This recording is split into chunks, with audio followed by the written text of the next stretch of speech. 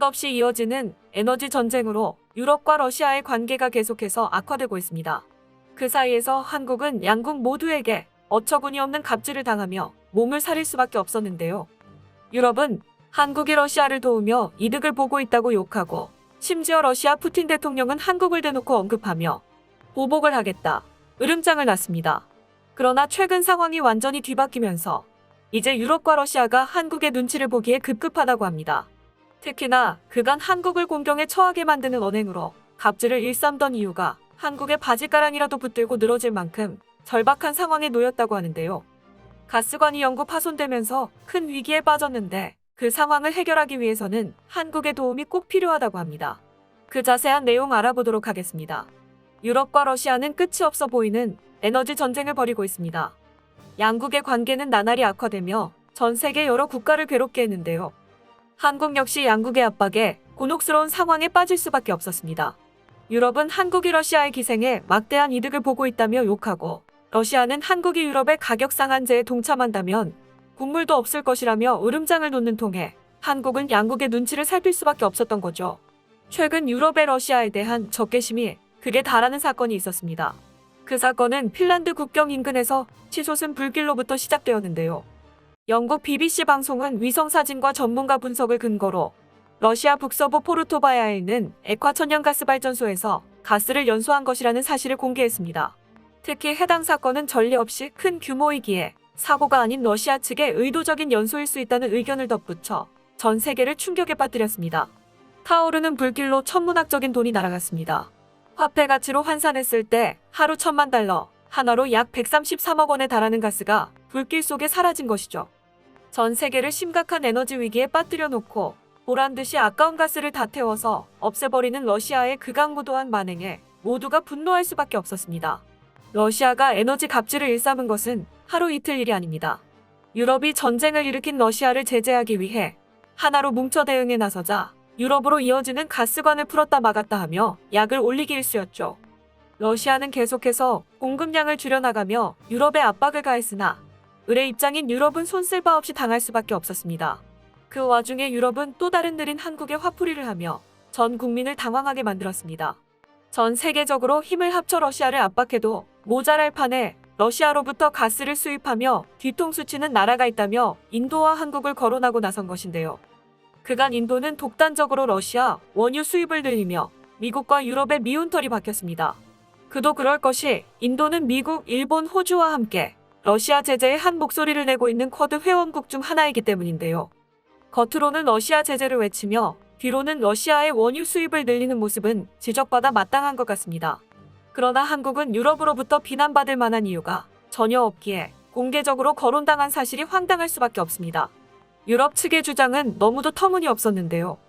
한국이 러시아 제재에 동참하기는커녕 여전히 수십억 달러 규모의 러시아 가스를 수입하며 러시아를 남몰래 도와주고 있다며 비판했습니다.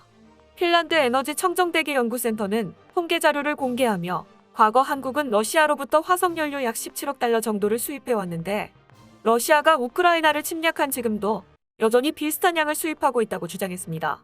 특히 한국의 여수항이 러시아 원유를 수입하는 전 세계 항구 중 5번째 규모라며 한국이 전 세계에서 5번째로 러시아산 에너지를 많이 사들이고 있다고 비난했습니다. 또한 이유는 한국이 겉으로는 우크라이나 지지를 표명하면서 뒤로는 러시아 원유를 사며 침공에 조력하고 있다며 앞으로 러시아산 연료 수입을 줄여라 일침을 가했는데요. 한국은 너무나 터무니없는 주장에 어이가 없을 뿐이었습니다. 이렇게 괜한 트집을 잡을 만큼 유럽이 궁지에 몰렸다는 현실을 알려주는 사건인 것 같은데요.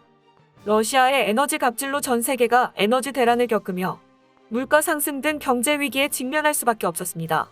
그 중에서도 유럽은 러시아 에너지에 대한 의존이 심했기에 그 피해 정도 역시 비교할 수 없는 수준입니다. 특히나 그간 유럽은 친환경 정책을 고수 중이었기에 그 피해가 더욱 클 수밖에 없었습니다. 더 심각한 상황은 이제 곧 겨울이 다가온다는 것인데요. 갑작스러운 위기에 제대로 된 대응도 하지 못한 채 속수무책으로 올겨울을 맞이할 수밖에 없게 되었습니다.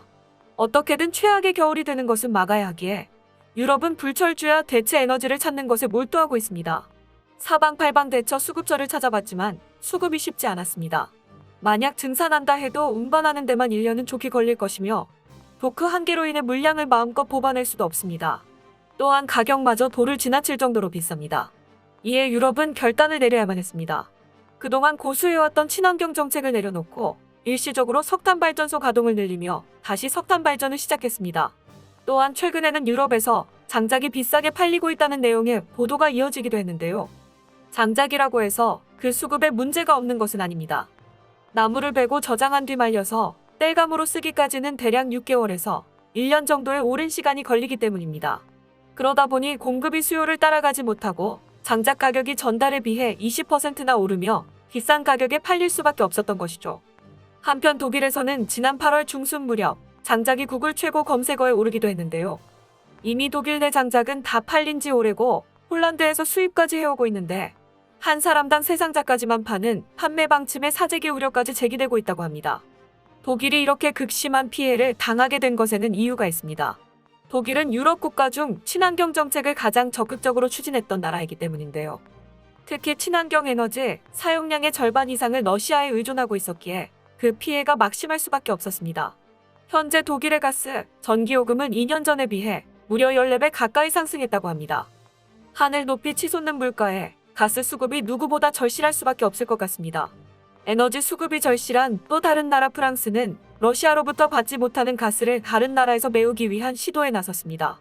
프랑스의 마크롱 대통령이 에너지 수급을 위해 직접 알제리를 찾았는데요. 알제리는 프랑스의 식민지에서 해방된 지 불과 60년밖에 되지 않은 나라로 작년만 해도 마크롱 대통령으로부터 프랑스가 점령하기 전까지 알제리는 민족국가로 존재조차 하지 않았다는 발언을 들으며 대놓고 무시를 받았습니다. 그러다 보니 양국 관계는 싸늘할 수밖에 없었는데요. 가스 수급을 위해 마크롱 대통령이 허리를 숙이고 찾아갔던 것이죠. 프랑스 국민들은 가스 구걸하러 갔다며 마크롱 대통령을 조롱했지만 그건 중요하지 않았습니다. 그만큼 유럽의 가스 수급이 절박하다는 것인데요.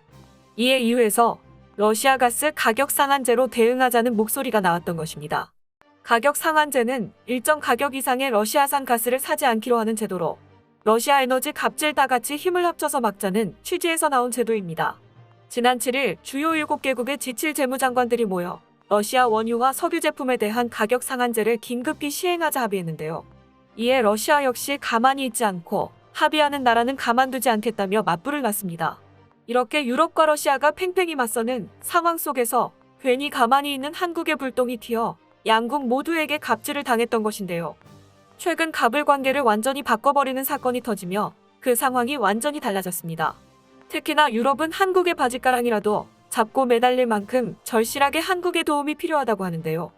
지난 28일 외신 등 관련 업계가 러시아와 독일을 잇는 노르트스트림 1과 노르트스트림 2 해저 가스관 4개 중 3개가 영구 훼손되면서 유럽이 큰 위기에 처했다는 소식을 전했습니다.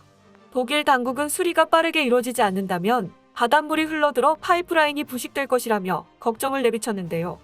이러한 위기 상황을 해결하기 위해 한국의 도움이 꼭 필요하다는 점이 드러나며 큰 관심이 쏠리고 있습니다. 노르트스트림 영구 훼손으로 유럽의 LNG선 확대가 불가피할 것으로 예상되기 때문인데요. 유럽은 빠른 시일 내에 독보적인 기술력을 갖춘 한국 LNG선의 도움을 요청할 수밖에 없을 것입니다. 그 가운데 관련주인 KSP가 주목을 받으며 지난 29일 오후 1시 30분 기준 전일 대비 8.00% 오른 가격으로 상승세를 보이기로 했습니다. 독일의 해저가스관 훼손 소식에 KSP의 LNG선 사업 내용이 재조명된 것으로 풀이됩니다. 러시아의 상황도 크게 다르지는 않습니다. 러시아가 추진 중인 중요한 프로젝트에 한국의 도움이 꼭 필요하기 때문인데요. 러시아는 우크라이나 전쟁 이전부터 북극 항로 개척 프로젝트를 진행 중이며 그 과정에서 한국의 쇄빙선에 크게 의존해왔습니다.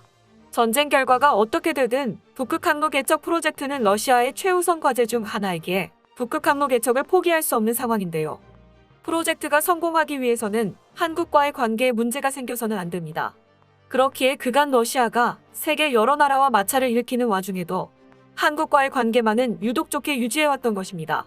그동안 한국은 누구에게도 미움받지 않는 존재로 중립의 위치를 지키며 모든 나라와 좋은 관계를 맺어왔습니다.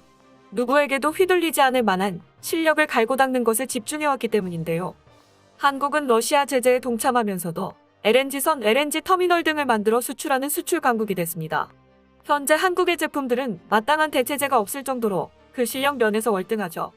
한국이 계속해서 이런 행보를 이어가 어느 국가의 입김에도 흔들리지 않고 제 목소리를 낼 수 있게 되길 바랍니다. 끝까지 시청해주셔서 감사합니다.